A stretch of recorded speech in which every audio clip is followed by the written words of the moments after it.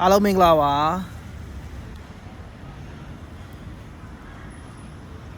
ကိုတော့ကိုရဲ့အပြင်ကိုခဏရောက်နေတာပေါ့နော်ဒီ live လေးတွေမလွတ်နာလဲကြာပြီကိုရဲ့ဒီ video လေးတွေလည်းအစ်စ်မလုပ်ဖြစ်တာကြာပြီပေါ့နော်အခု9လ6လလောက်ကတော့ကိုရဲ့နည်းနည်းလေးတခြားကိစ္စလေးတွေနဲ့အလုံများနေရတဲ့ video လေးတွေမလုပ်ဖြစ်ဘူး live တွေလည်းမလွတ်ဖြစ်ဘူးပေါ့နော်ဒီ video အရင် video တွေတော့ကိုရဲ့ပြန်ပြီးတော့မှတင်ပြတယ်ပြီးလို့ရှိရင် motivation code လေးတွေလည်းပြန်ပြီးတော့ share ဖြစ်တယ်ပေါ့နော်ကျွန်တော်ရဲ့မိတ်ဆွေတွေနဲ့လည်းမတွေ့ရကြပြီကိုရဲ့မိတ်ဆွေတွေလည်းနေကောင်းကျမ်းမာကြမယ်လို့ယုံကြည်ပါတယ်အခုကတော့ live လေးပထမဆုံးပြန်ပြီးတော့လွှင့်တာပေါ့နော်ပြန်ပြီးတော့မှဆန်းလွှတ်လိုက်တာပြီးတော့ဒီ page ကလည်းကျွန်တော်တို့ဒီ video တွေကျွန်တော်တို့အသစ်တွေမတင်တာကြတော့ reach ကနည်းနည်းလေးကြာနေရပေါ့နော်ကိုရဲ့ live လေးကိုတွေ့လာပြီဆိုလို့ရှိရင်နှုတ်ဆက်ပေးပါအောင်အားလုံးကျွန်တော်တို့နေကောင်းကျမ်းမာကြမယ်လို့ယုံကြည်ပါတယ်ပြီးတော့လူတိုင်းမှာတော့ကျွန်တော်တို့အခက်အခဲတွေရှိကြတယ်ပေါ့နော်အားလုံးကိုလည်းဒီပြီးခဲ့တဲ့ဒီနှစ်ပေါ့နော်2025ဒါပြီးခဲ့တဲ့ကျွန်တော်အချိန်ပိုင်းတွေကတော့ဒါကျွန်တော်ရဲ့အချိန်တွေမဖြစ်ခဲ့ဘူးပေါ့နော်ဒီလိုမျိုး challenges တွေဆိုတာကျွန်တော်လူတိုင်းမှာကြုံတွေ့ရနိုင်တယ်ပေါ့နော်ပြီးတော့ဘာပဲဖြစ်ပါကျွန်တော်တို့ဆက်လက်ပြီးတော့မှစူးစမ်းရမှာကိုတောင်းပါမယ်လှုပ်ရှားရှိရည်လောက်ရမှာပေါ့နော် Okay အားလုံးမင်္ဂလာပါကိုရဲ့ live လေးကိုတွေ့ပြီဆိုလို့ရှိရင်နှုတ်ဆက်ပေးခဲ့ပါဦးထုံးစံတိုင်းပဲပေါ့နော်ကိုရဲ့မိတ်ဆွေတွေကဘယ်မျိုးတွေကနေပြီးကြည့်နေတာလဲကိုရဲ့ video တွေကိုရောအစစ်တစိုက်ကြည့်ရှုဖြစ်လားသိချင်တဲ့အကြောင်းအရာလေးရှိရင်လည်း comment မှာမှန်းခဲ့ပေးပါဦးနောက်ကျွန်တော်တို့နောက်ရက်ဒီမှာတော့ကိုရဲ့အချိန်ရရင်ရတယ်လို့ပေါ့နော် live လေးစီစဉ်ပေးပါမယ်ကျွန်တော်တို့ဘဝမှာပေါ့နော်ကျွန်တော်တို့ကြောက်ရမယ့်အရာနှစ်ချက်ရှိပါတယ်ဒီ live ကိုကြည့်နေတဲ့ကိုရဲ့မိတ်ဆွေတွေလည်းဒီနှစ်ချက်ကကျွန်တော်တို့အများကြီးသုံးဝင်လိမ့်မယ်လို့ထင်တယ်အားလုံးလည်းကျွန်တော်သိကြပြီလေကိုထင်တယ်ပေါ့နော်ပထမကြောက်ရမယ့်တစ်ချက်ကဘာလဲဆိုတော့ကိုကျွန်တော်တို့ယုံကြည်မှုအားနည်းတဲ့အချက်တစ်ချက်ပေါ့နော်ဒါကြောင့်လူတိုင်းတော့ပြောနေကြတယ်ဒါပေမဲ့ပြန်ပြီးတော့မှပေါ့နော်ကျွန်တော်တို့ယုံကြည်မှုတွေတိုးလာအောင်လုပ်ဖို့တော့ကျွန်တော်နည်းနည်းလေးခက်ခဲကြတယ်ပေါ့နော်ဒီ live ကိုကြည့်နေကျွန်တော်ရဲ့မိတ်ဆွေတွေလည်းမိမိကိုယုံကြည်မှုတွေတိုးလာဖို့ဘယ်လိုမျိုးနည်းလမ်းတွေကိုအသုံးချနေလဲ comment မှာကျွန်တော်တို့ share ခဲ့ပေးပါဦးဒီအချက်ကကျွန်တော်တို့လူတိုင်းသိသလောက်ပေါ့နော်တော်တော်ကိုကျွန်တော်တို့ဘဝအတွက်အရေးပါဆုံးအချက်တစ်ချက်ဖြစ်ပါတယ်ကျွန်တော်တို့မိမိကိုယုံကြည်မှုအားနည်းနေတဲ့အချက်ကကျွန်တော်တော်တော်ကိုကြောက်စရာကောင်းတယ်ဘာကြောင့်လဲဆိုတော့ကိုယ့်ရဲ့ဘဝမှာ challenges တစ်ခုတွေ့ပြီးဒီလိုမျိုးစိန်ခေါ်မှုတွေတွေ့ပြီးဆိုလို့ရှိရင်အဲ့ဒီຢာကြီးကိုငါကြော်ဖြတ်နိုင်ပါမလားငါဒီအလုပ်တစ်ခုလုပ်တော့မယ်ဆိုလို့ရှိရင်လည်းငါဖြစ်နိုင်ပါမလားငါလုပ်နိုင်ပါမလားပေါ့နော်အဲ့လိုမျိုးကျွန်တော်တို့ယုံကြည်မှုအားနည်းတဲ့အချက်ပေါ့နော်ဒီຢာကြီးကကျွန်တော်တို့လူတိုင်းရဲ့ဘဝအတွက်ကြောက်စရာအကောင်းဆုံးအချက်တစ်ချက်ပေါ့နော်ပြီးတော့ကျွန်တော်ရဲ့မိတ်ဆွေတွေအခု live ကိုကြည့်နေတဲ့ကျွန်တော်ရဲ့မိတ်ဆွေကိုမျှဝေချင်တာပါလဲဆိုတော့ကျွန်တော်တို့ဘာပဲလုပ်ပေါ့နော်မိမိကိုယုံကြည်မှုရှိဖို့ကကျွန်တော်တို့အရန်ရည်ကြီးတယ်ကိုလွန်ဆိုးဟန်ကလည်း comment လေးမှန်ထားတယ်မင်္ဂလာပါဆရာတဲ့ last show ကပါတဲ့ကျေးဇူးရမ်းတင်ပါတယ်တဲ့ဟုတ်ကဲ့ပါ comment လေးရေးပြီးတော့ကျေးဇူးအများကြီးတင်ပါတယ်ကျွန်တော် live ကိုဒါပထမဆုံးပြန်ပြီးတော့လွှင့်တာပေါ့နော်ပြီးခဲ့တဲ့ရက်တွေကတော့ကျွန်တော်တခြားကိစ္စလေးနဲ့ကျွန်တော်တို့ဗီဒီယိုအသစ်တွေမရိုက်ဖြစ်ဘူး live တွေလည်းမလွှင့်ဖြစ်ဘူးပေါ့နော်ဒီရှေ့ဆက်မှာတော့ကျွန်တော် live တွေလွှင့်ဖို့ရှိတယ်ပြီးတော့ကျွန်တော်သိထားတဲ့ပေါ့နော်ရိုက်ထားတဲ့ဗီဒီယိုတွေလည်းတင်ဖို့ရှိတယ်ပြီးလို့ရှိရင်တင်တန်းလေးတွေလည်းကျွန်တော်ရဲ့မိတ်ဆွေတွေအတွက်အကျိုးရှိစေမဲ့အတန်းလေးတွေလည်းဖွင့်သွားပေးဖို့ရှိရပေါ့နော် comment လေးတွေရေးပြီးတော့ကျေးဇူးအများကြီးတင်ပါတယ်တော့ပထမဆုံးကတော့ပေါ့နော်ကျွန်တော်ကိုတိုင်းကျွန်တော်ယုံကြည်မှုရှိနေဖို့ကအရန်ရည်ကြီးတယ်ကျွန်တော်တို့အလုပ်တစ်ခုလုပ်တာပဲဖြစ်စေပေါ့နော်နောက်တစ်ခုခုမှစတင်ပြီးတော့မှအလုပ်လုပ်နေတာဖြစ်စေယုံကြည်မှုရှိနဲ့ကျွန်တော်စူးစမ်းနိုင်ဖို့ယုံကြည်မှုရှိနဲ့ခရီးဆက်နေနိုင်ဖို့ကကျွန်တော်အရန်ရည်ကြီးတယ်ဘလောက်ပဲကျွန်တော် challenges တွေရှိစိန်ခေါ်မှုတွေရှိဒီတစ်ချက်မရှိဘူးဆိုရင်သိကြတယ်ကိုဘုံကျသွားလိမ့်မယ်လဲကျသွားလိမ့်မယ်ပေါ့နော်ဒါပထမဆုံးကျွန်တော်တို့ဘဝတွေမှာ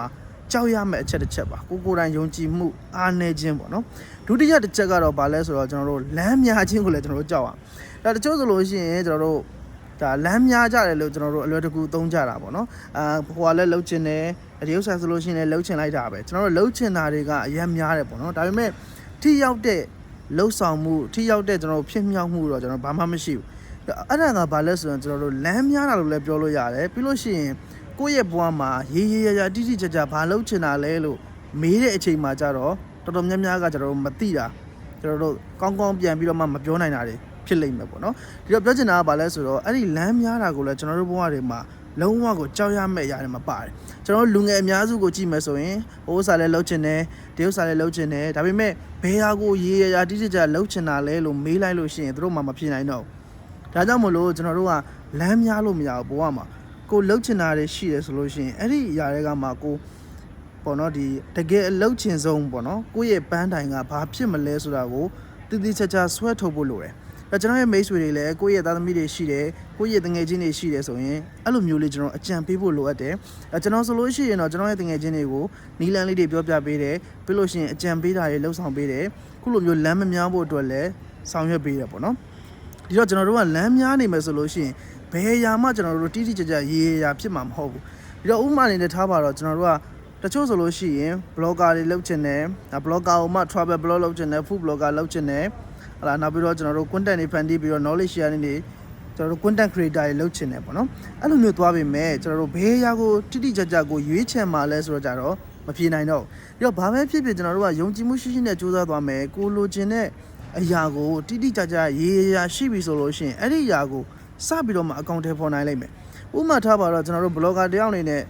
ကိုယ့်ရဲ့ဘဝမှာရက်တည်ခြင်းနဲ့ဆိုလို့ရှိရင်ဒါ content monetization တွေရအောင်ဘာတွေလုပ်ရမလဲဆိုတော့ပထမဆုံး blog တွေရိုက်ပြီးတော့တင်မယ်တစ်နေ့တစ်ပုတ်တင်မလားဒါမှမဟုတ်2ရက်မှာတစ်ပုတ်ကိုတင်မလားတစ်ပတ်မှာ3ပုတ်တင်မလားပေါ့နော်ကိုယ်တိုင်ကိုယ့်ရဲ့အားလက်ချိန်လေးတွေကိုသွားတဲ့နေရာလေးတွေကို blog လေးတွေရိုက်ပြီးတော့မှစပြီးတော့မှလှုပ်ဆောင်နေမယ်ဆိုလို့ရှိရင်တော့သိကြတယ်ကိုဒီဗီဒီယိုကိုယ့်ရဲ့ဗီဒီယိုတွေကြည့်တဲ့သူတွေတိုးလာလိုက်မယ်ပြီးလို့ရှိရင်အခုဆိုအားလုံးသိကြတဲ့အတိုင်းပဲကျွန်တော် Facebook တွေ page တွေကနေပြီးတော့ content monetization ကနေပြီးတော့လည်းဝင်ငွေတစ်ခုဖန်တီးလို့ရတယ်။ဒါဘာပဲဖြစ်ဖြစ်ကျွန်တော်တို့မှာတိတိကျကျရေးရလှုပ်ချင်တဲ့အရာရှိဖို့ဟာရန်ရေးကြည့်တယ်။ဒီတော့ဒါအထူးသဖြင့်ပေါ့နော်ကျွန်တော်တို့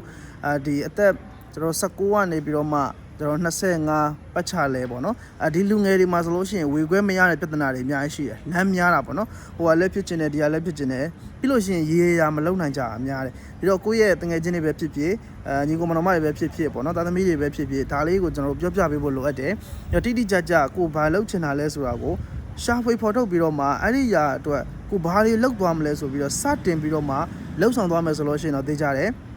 ကျွန်တော်တို့တစ်ချိန်မှာကိုလိုချင်တဲ့ပန်းနိုင်ကိုအများဆုံးရလိမ့်မယ်ဒီလိုမှမဟုတ်ဘူးကိုကယုံကြည်မှုကအားနေနေတယ်ပြီးလို့ရှိရင်လမ်းကများနေတယ်ဟိုကလောက်ရတော့မလို့ဒီဟာလောက်ရတော့မလို့ဖြစ်နေတယ်ဆိုလို့ရှိရင်တော့သိကြတယ်ဘယ်ရာမှရေရာကိုထိထိရောက်ရောက်ဖြစ်မှာမဟုတ်ဘူးပြီးတော့ကျွန်တော်တို့ကိုယ်တိုင်လည်းပြန်ပြီးတော့မှသုံးသပ်ရတဲ့ຢာတွေအများကြီးရှိတယ်ပေါ့နော်ကိုအမှန်တကယ်ဘာဖြစ်ချင်တာလဲကိုရဲ့ဘဝမှာဘယ်လိုမျိုးရည်တည်ချင်တာလဲပေါ့နော်အဲ့ဒီຢာကိုသုံးသပ်ပြီးတော့ပြန်ပြီးတော့မှလှုပ်ဆောင်ရတာတွေအများကြီးရှိတယ်ဒါကြောင့်မလို့ဒီ live ကိုကြည့်နေတဲ့ကျွန်တော်ရဲ့မိတ်ဆွေတွေကဒီဘဝမှာပေါ့နော်ယုံကြည်မှုမရှိရလဲအရန်ကိုကြောက်စရာကောင်းတယ်ကိုယ်တိုင်ယုံကြည်မှုအားနေတာပေါ့နော်နောက်တစ်ခုကဘာလဲဆိုတော့စောကလိုမျိုးရေရာတိတိကျကျမရှိတဲ့ဘဝကလည်းကျွန်တော်တို့လမ်းများတဲ့ဘဝလို့ကိုယ်ကတော့ပေးထားရပါတော့အဲ့လိုမျိုးဘဝကလည်းတော်တော်ကိုကြောက်စရာကောင်းတယ်ဒီတော့ဘဝမှာခရီးဆက်တဲ့နေရာမှာကျွန်တော်တို့ကလူအားကြီးတယောက်လို့ဖြစ်နေတာပေါ့နော်ယုံကြည်မှုအားနေတဲ့ဆိုလို့ရှိရင်လည်းဟိုဟာဆိုလည်းဖြစ်နိုင်မှာမဟုတ်ဘူးဒီဟာဆိုလည်းငါလုံးနိုင်မှာမဟုတ်ဘူးဆိုပြီးတော့ကိုယ်တိုင်ကန့်သက်ထားတဲ့ယုံကြည်မှုတွေထဲမှာနေနေတယ်ပြီးလို့ရှိရင်လမ်းများတဲ့အတွက်လည်းဘယ်မှကိုခရီးမရောက်ဘူးပေါ့နော်ဒီတော့ဒီနှစ်ချက်ကဘဝအတွက်ကျွန်တော်တို့ကြောက်စရာအကောင်းဆုံးအရာနှစ်ချက်ပါဒီချက်လေးတွေရှိနေတယ်ဆိုလို့ရှိရင်လည်းကိုယ်တိုင်ပြင်ဆင်ပြီးတော့မှဘဝကိုရှေ့ဆက်ပါသိကြတယ်တစ်ချိန်မှာကိုယ့်ရဲ့ပန်းနိုင်ကိုအမြဲဆုံးရောက်ပါလိမ့်မယ်ဒီ live လေးကအကျိုးဆောင်ရလိမ့်မယ်လို့လည်းကျွန်တော်ယုံကြည်ပါတယ်ကိုယ့်အတွက်ပေါ့နော်ဘာလေးတွေရရှိသွားလဲ comment မှာမှန်းခဲ့ပေးပါဦးနောက်ပြီးတော့ကိုယ့်ရဲ့တငယ်ချင်းတွေညီကောင်မတော်မတွေသားသမီးတွေရှိရင်လည်းဒီချက်လေးတွေပြောပြပြီးတော့မှတခြားလေးပြင်ဆင်ပေးလိုက်ပါသူတို့လည်းသူတို့လိုချင်တဲ့ပန်းနိုင်တွေကိုအများဆုံးရောက်သွားပါလိမ့်မယ်ကျေးဇူးအများကြီးတင်ပါတယ်ကျွန်တော် live ထဲမှာသိချင်တဲ့အကြောင်းအရာလေးတွေကိုဆွေးနွေးချင်တဲ့ဘဝနဲ့သက်ဆိုင်တဲ့အကြောင်းအရာလေးတွေစီးပွားရေးနဲ့သက်ဆိုင်တဲ့အကြောင်းအရာလေးတွေရှိရင် live ရဲ့ comment မှာမှန်းခဲ့ပေးပါကျွန်တော် video နဲ့တော့၎င်း live နဲ့တော့၎င်းပြန်လည်ပြီးတော့ဖြေချပေးပါမယ်ကိုရီးယားမိတ်ဆွေများအားလုံးရှင်လန်းချမ်းမြေ့ပါစေကိုရီးယား video တွေကိုနည်းနည်းရက်ကနေပြီးတော့ကြည့်ရှုပေးတဲ့တယောက်ချင်းစီတိုင်းကိုလည်းကျေးဇူးထူးတင်ပါတယ်နောက်ထပ်ဒီထက်ပိုကောင်းတဲ့အစီအစဉ်တွေကိုလည်းဆက်လက်ပြီးတော့မှမျှဝေပေးပါအောင်မယ်အားလုံးမင်္ဂလာရှိသောနေ့ရက်တွေကိုပိုင်ဆိုင်နိုင်ကြပါစေ